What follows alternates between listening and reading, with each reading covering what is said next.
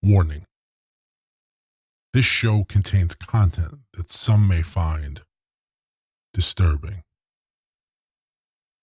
Audience discretion is advised.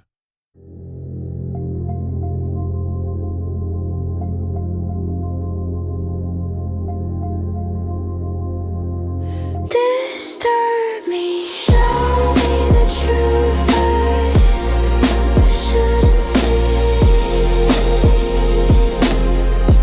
Disturb me, show me the truth I shouldn't see. Welcome, my friends. Welcome, our friends, to Disturb Me. According to Spotify comments, we're tied 1-1 when it comes to who's creeped out who the most, or the audience at least. I'm shocked, honestly, because I thought you would be 2-0.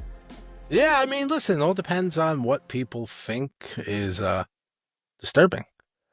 And speaking of which, Meg, since I went last week, first, you lead us off today and see what disturbing little treat you have for me. I hate using like nice words like that. Like, oh, disturbing little treat. Let's lighten the most horrific moment that somebody went through.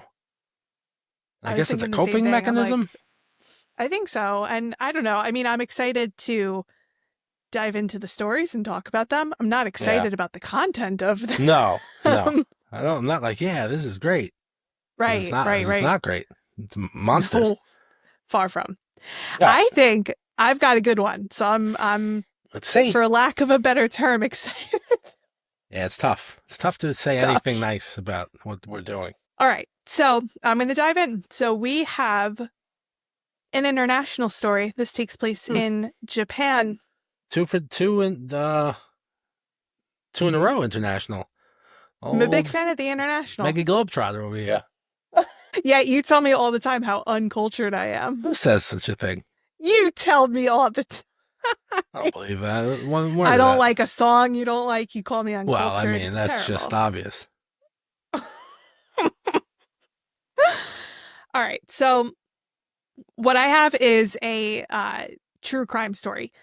And it's relatively, I don't want to say new, but kind of recent. It happened in the late 80s, so it's not too long ago either.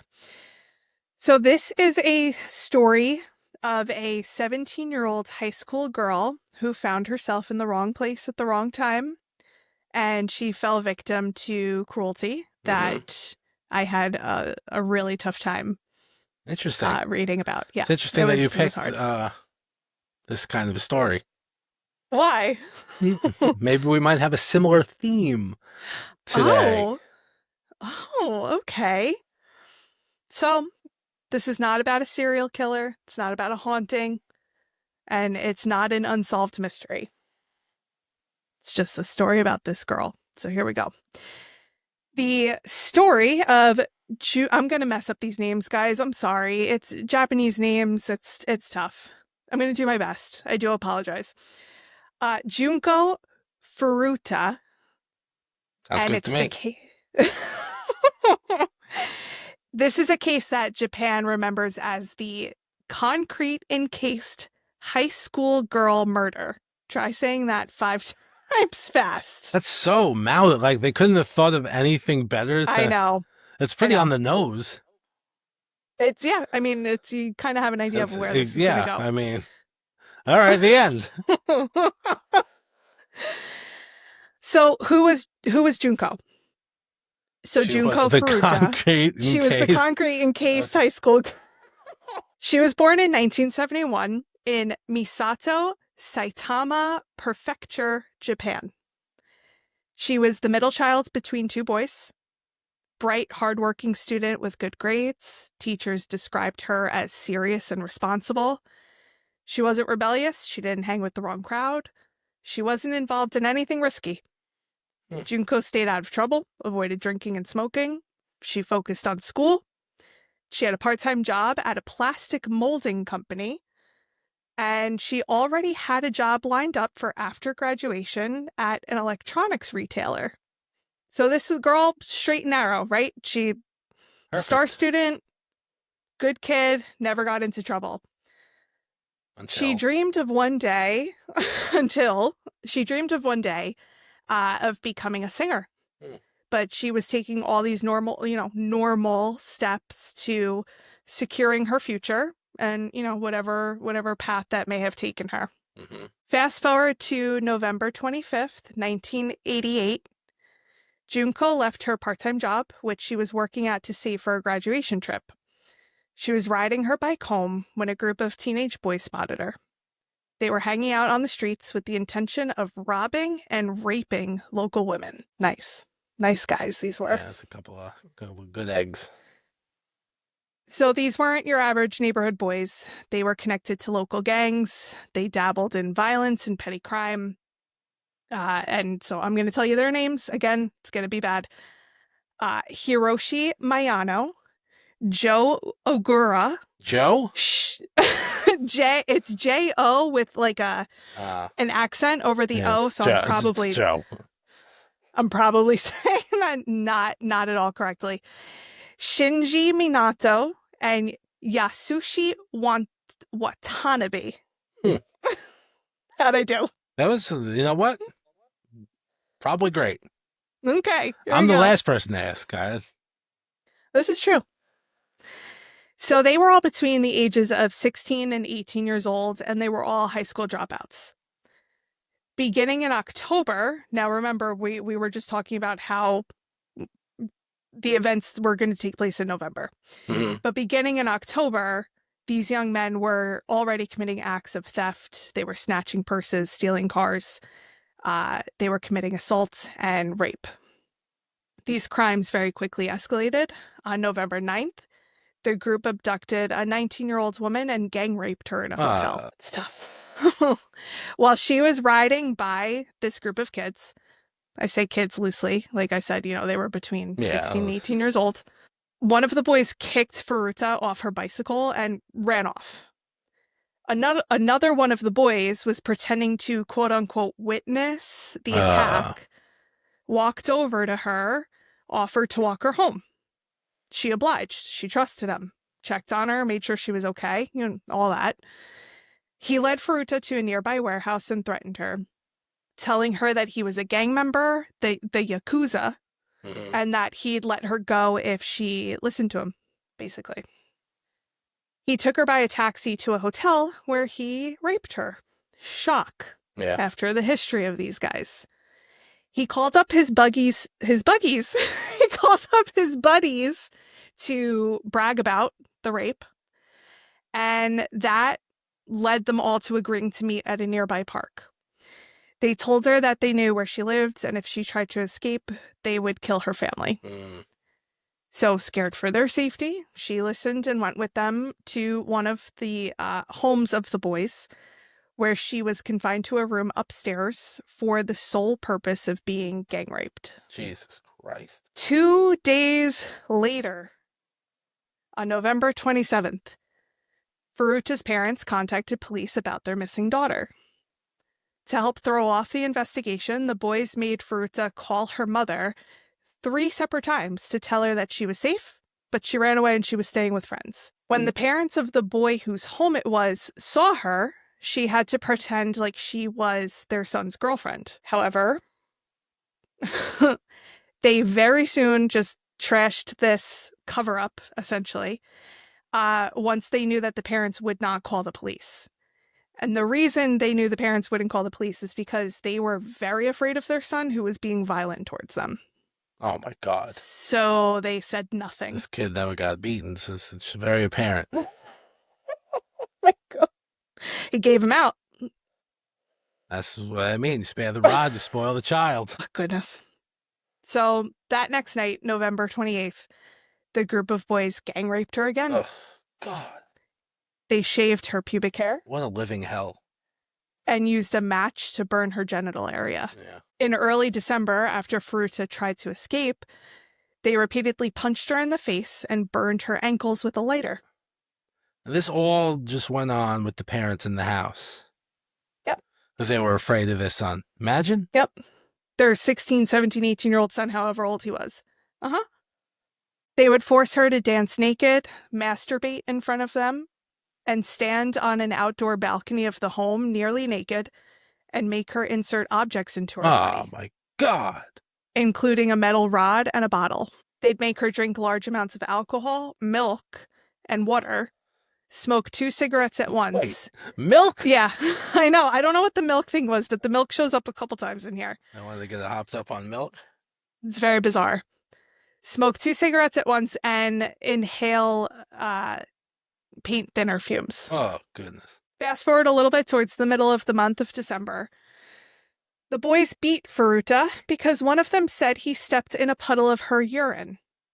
After this round of abuse, they burned her thighs and hands several times with lighter fluid. She pled to end her life. She was done. She was just begging to be killed. Yeah. I can't even imagine. I'm like thinking about being in that situation. I can't even imagine. Death is probably the only. You have to fight rest. with everything you have. Oh yeah, Everything. At that point, like this is going on for months. I mean, it's it's easy to say right. When you're in that situation and the fear that's gotten you. But I mean, it's got to be a breaking point where it's like, listen, I'm as good as dead anyway. I might as well take one of these motherfuckers with me. So we'll get there. So. Oh, does she? I hope. Well, no, but she does try. All right, She does try. So as the month of December went on, so did her abuse. It got more severe. She was so malnourished that her body couldn't continue to recover from the physical assault. Yeah, right. That's what happened. Yeah. They were giving her small amounts of food and eventually only giving her milk to drink with no more food. She couldn't even walk herself to the bathroom. She just was laying on the floor, couldn't move. Her appearance had changed so drastically from all the beatings that her face was so swollen that you wouldn't be able to recognize her. And her wounds were so infected and festering that she just smelled of decay. Oh, God. This whole ordeal went on for 44 days. And if this wasn't enough to keep them, quote unquote, entertained while she was still captive, they abducted another 19-year-old woman and gang raped her in a motel. God. On the morning of January 4th, after losing money in a game of mahjong the night before, one of the boys took his anger out on Furuta. Yeah. He dripped hot candle wax on her face, placed 2 shortened candles on her eyelids, and forced her to drink her own urine. Oh, my God. The group kicked her, and she fell onto a stereo unit, and she began to convulse. The boys covered their hands in plastic bags so they wouldn't get stained with blood before beating her with fists and an iron exercise ball, which they also dropped on her stomach several times. They poured lighter fluid on her, set her on fire. She tried to put herself out, but she had succumbed to her injuries. This round of assault lasted 2 hours, and she died around 10 a.m. Holy shit. Less than 24 hours after her death, the group of boys wrapped Furuta's body up in a blanket, placed her in a large travel bag, and they put the bag in a metal drum filled with wet concrete. At around 8 p.m. on January 5th, they drove the drum to a vacant lot near a construction site and dumped her there. In early 1989, 2 of the boys were arrested for the kidnapping and gang raping of that 19-year-old woman I mentioned. From the motel. They attacked in December. While they were being interrogated, one of the boys, for some reason I couldn't get clarity on this, believed that the second boy had already confessed to Furuta's murder and ended up telling the police where the body was, even though they were interrogating them on the 19-year-old, not Furuta. Oh, shit. So the drum was found almost 3 months after her death on March 29th. Oh my and she God. was identified by her fingerprints. Parents had no idea where she was. Mm-mm. The rest of the gang was then arrested, and her Thrown funeral was... into a volcano, I hope, is what the story ends. Oh, I tell you that part too. Her funeral was held on April 2nd, 1989, and one of her classmates actually gave a eulogy, which was nice. It was a nice writing. But so that was the story of her abduction and her torture. and the investigation, right? So now we go to the trial and sentencing. So when the perpetrators were arrested, the horror of what they'd done had become public. The details just shocked the whole nation. Yeah. Not only just because of the crime, but because this was done by 4 teenage boys. Yeah, right. I mean, these were essentially, I mean, you think of 16, 17, 18-year-olds boys, like, to me, they're kids. Yeah. Yeah, no, they are. Those are the children. Yep. So because they were under 20 years old, they were tried as juveniles. What? No. Uh-huh. You can't. They And got the a slap on the sentences? wrist?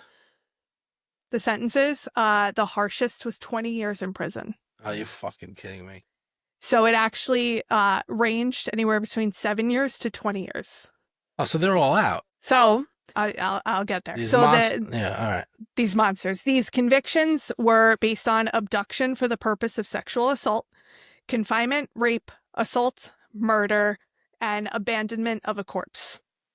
All 4 of them appealed, and in July 1991, they were resentenced to longer terms. So there was about 2 to 3 years added to each sentence when they got resentenced, but nothing major. And this was all because it was a high-profile national case that the public was outraged. Like, they should be fucking right. They should be outraged. Mhm. Everyone should be outraged. Apparently, the sentences weren't that harsh because it was one victim.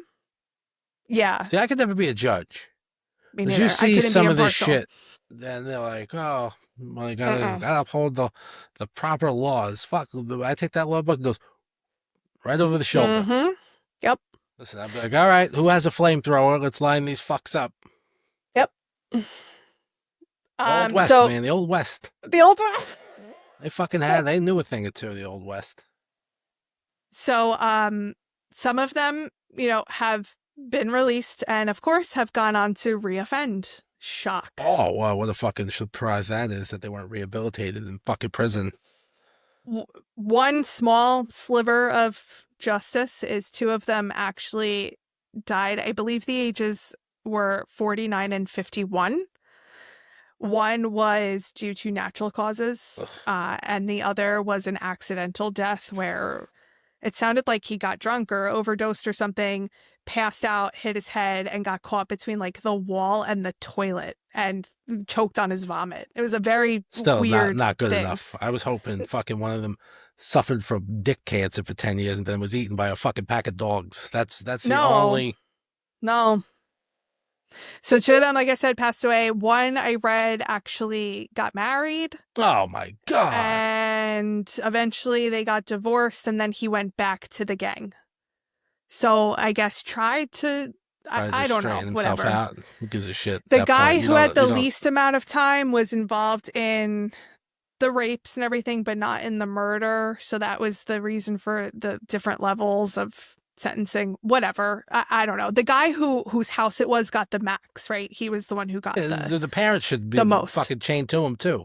Yep. Sure do. So obviously, this case became infamous. It's called the worst crime in post-war history.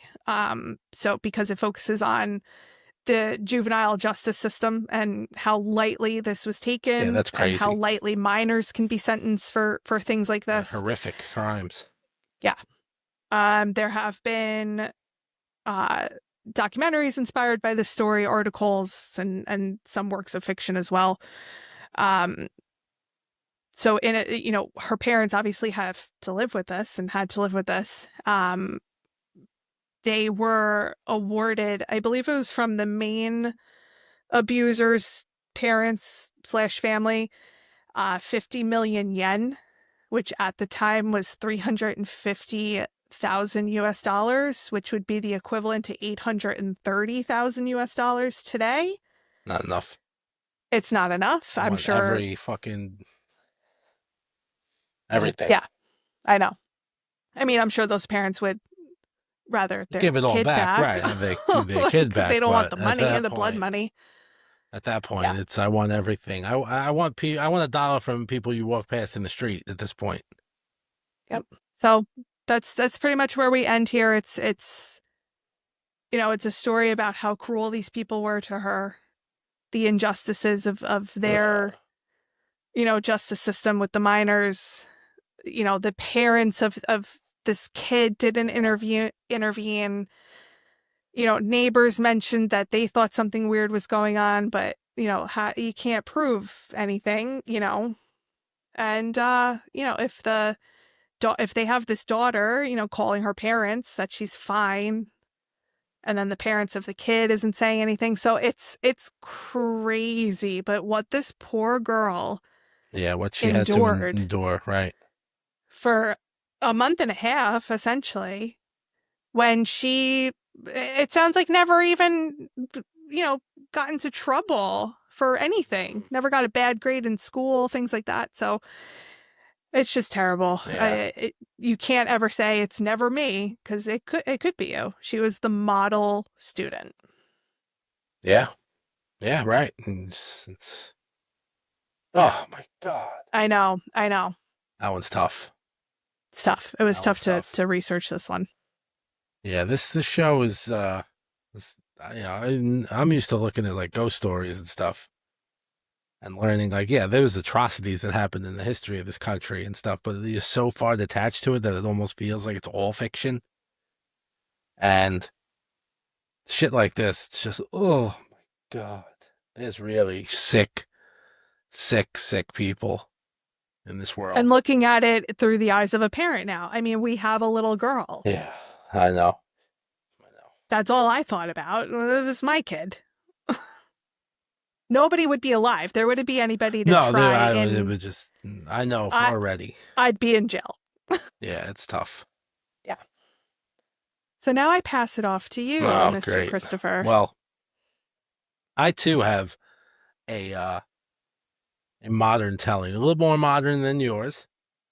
And that's, I guess, part of how creepy this story is and how deeply it can get under your skin because of how modern it feels. And It's a story about this weird anonymous world that people can live online and how it can bleed into reality in really the most horrific ways imaginable. And it starts with a 19-year-old girl from Anchorage, Alaska, named Cynthia Hoffman. So Cynthia, by all accounts, was a sweet, trusting kid. Her family called her Cece. Her dad called her Angel. She had a developmental disability, which meant that even at 19, she saw the world through young, innocent eyes. And the one thing she wanted more than anything else on this planet was to have a friend. Oh, I would have been her friend. And, just to be like accepted among her peers of people. Because that's got to be tough. Mm-hmm. And you know what? She found someone, a girl named Denali Bremer. And she was Cynthia's best friend. She was her whole world. I want you to remember that specific detail for as we go forward. Okay. Now, from Anchorage, Alaska, I want to take you as far away as you could possibly get to a small town in Indiana. Okay. Now, in that town resides a 21-year-old by the name of Darren Schillemer. Darren Schillemer. So Darren lives in his grandparents' basement. And in the real world, he is a nobody. But online, he's built him a whole new identity. Online, he goes by Tyler. And he's a millionaire. Of course. And for whatever reason, he's a millionaire from Kansas. Because ASL. Right. He's got charm, he's got money, he's got guts. This is all fantasy. He's got guts. So from his basement, he reaches all the way to Anchorage, and he finds someone by the name of Denali Bremer. He starts an online relationship with her, but it's not just innocent flirting. It's a process, what he's doing. He's grooming her. An expert who looked, after this was done, who looked at their messages back and forth through phone and online, called it traditional extortive grooming. He has her send him explicit photos and videos, and he sends her money through PayPal. He's essentially, because he had like a shitty job over wherever he was, but he lived with his grandparents, so any money he got, this is what he did. This was part of his whole thing. So it was like pre-OF behavior. Right. And he's making her dependent on him, essentially. Mm-hmm. Like, I could rely on my friend, with Tyler for money, and, he's a millionaire. He's got, so she made this impressionable girl fall for him, all his tricks. During this time, he's testing her limits. And once he's sure that he has her completely hooked, he offers her an insane amount of money. He tells her that he's going to give her $9 million. But the price for that, what to do, what he has to do, what she has to do for that money, plain and simple. She has to murder somebody. Oh my God. Anyone, doesn't matter who. But the part that gets me is that he just doesn't want someone dead. He had a specific non-negotiable condition. While she does it, she has to record it. So he wanted photos, he wanted videos. What, did he get off on this? All sent to him as proof. Ugh. So he wanted to watch. A judge later on in this case called it, he did it just for the thrill of it, essentially. So go on a roller coaster, buddy. Yeah. So Denali, sits back, thinks about it, and says, okay. And she doesn't just agree to it. She becomes an orchestrator to this whole thing. She recruits friends. A 16-year-old kid named Caden McIntosh and a 19-year-old named Kaylin Leland. And she offers them all a cut of this money. So now you have this little group of teenagers in Alaska, essentially in a murder-for-hire business right now. Yeah.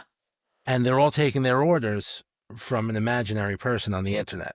So now they just need a target. The guy doesn't care who it was.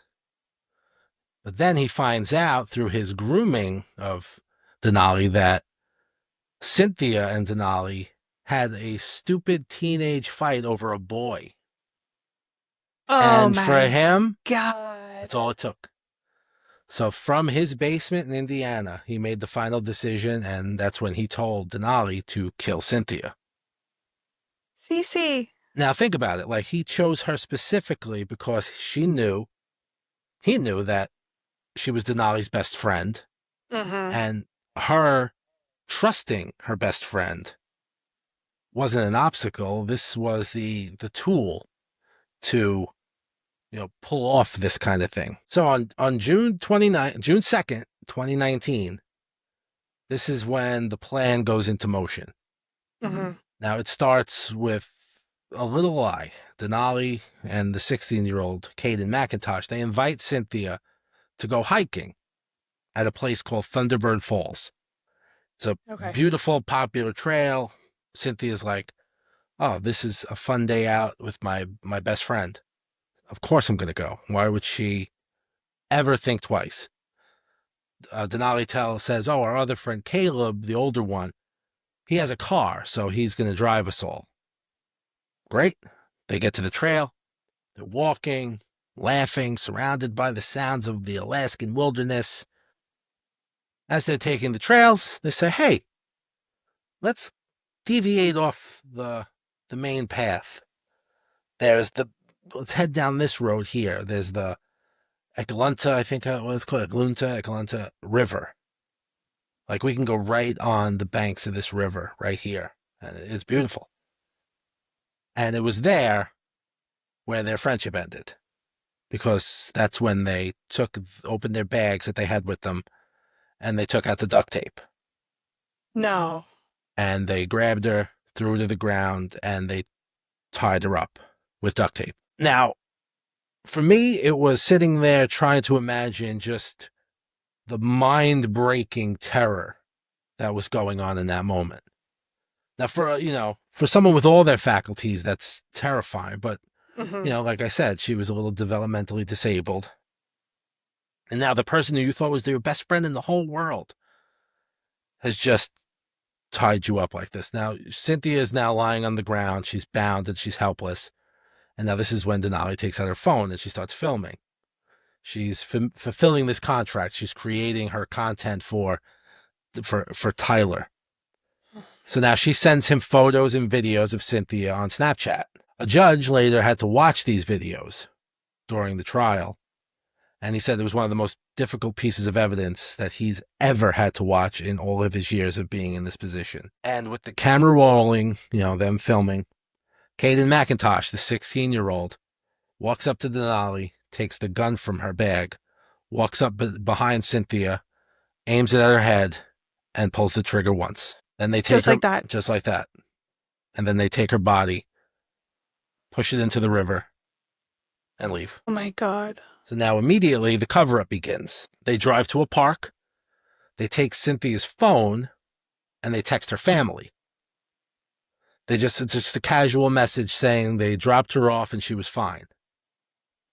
Then they go to another park, and that's where they burn her purse, her belongings, and they bury the gun, trying to erase all the evidence. But the one thing they couldn't erase, which they thought they could, was the digital trail. By using Snapchat, by using this, by using that.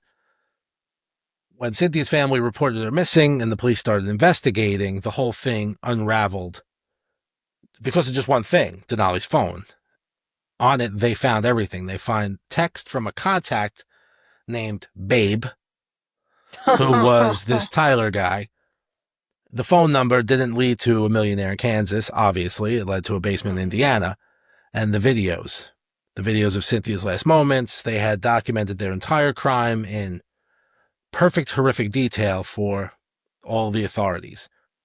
One by one, all the kids were arrested.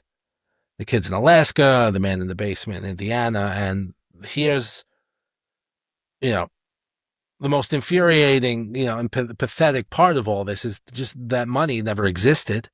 That was a lie. This girl murdered her friend, an innocent girl who trusted her for everything, for nothing, for fantasy. In the end, Tyler, whose name was Darren Schillmiller, you can't even say that name right, the man who orchestrated this whole murder for his own entertainment, he was sentenced to 99 years of prison. Denali, the best friend who executed her, also got 99 years. The shooter pleaded guilty, and he's actually still waiting to be sentenced. It's been going on but they said his sentence is going to be decades long. And Caleb, who is the guy who just drove, apparently he wasn't involved in any of the other stuff, he got 30 years. Wow. For driving the car. Yeah, he was an accomplice. So all of them, every single person in that whole circle, first of all, they took that poor girl away from her family. So that's a family that's destroyed over a fantasy. And they threw their lives away. Just threw them away. And they took Cynthia with them for absolutely nothing. For a made-up individual that no one's ever met. Never met in person, never seen in person, just text on a screen. And it just shows how easy people are manipulated. It's just so much broken in this world that things like that can happen. Especially young people. Young kids, so impressionable. They're so impressionable. And it's, you know what, but they weren't even that young. You're old enough to know better. They're 18, 19 years old. Not excusing it, for sure. By any means. No, I know. It's wild the way people fall into those types of situations, and it's like this girl's price to kill somebody. Yeah. I'm sorry, I don't have a price. I would never murder anybody. No, I mean, as much as $9 million, I would enjoy. I would not And then enjoy listen, the idea of having the to kill bag in someone. my hand. It's just, it's wild. That is sad. That poor girl must have been so confused. So confused, so afraid. Scared. Her family must have been so afraid. I'm gonna cry. And like, for that's nothing. so sad. For make-believe. Oh. No bueno. That's my tale for this week. God damn it. It's tough. We were both good. Yeah, they In were. the worst way possible. Right. Like we said, we're not excited about Zero. the stories. No. Yeah, that was tough. Tonight was tough. That was a tough one. Well, my friends, I want to thank you for allowing us to disturb you. And let us know, who do you think had the more disturbing story tonight on Spotify, or send us an email, disturbmepodcast@gmail.com, or you can send an email to Christopher@disturbme.com or Megan@disturbme.com. Visit our website at disturbmepodcast.com, I think is where it is. There's a contact form. Yeah, send us some stories. There's a True contact crime form right stories. on the website. And follow us on our Instagram, socials. And thank you. Thank you for joining us. And see you guys next week.